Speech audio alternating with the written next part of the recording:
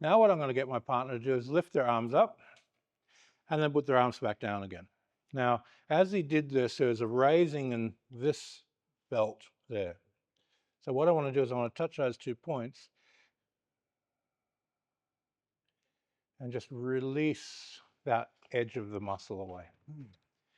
Okay, now lift your arms up again. Okay, so energy went to the back. So now instead of that part, it's there that's using the lift. So I get in, I demagnetize those muscles. Now you lift your arms up again. Okay, now it's moving around more to the up to that area.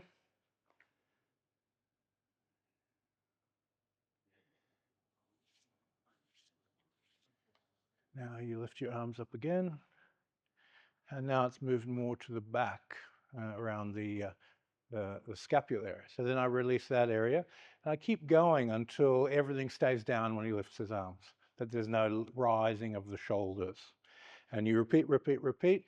Once you've emptied out the whole area and the arms lift without lifting the shoulders, you're there.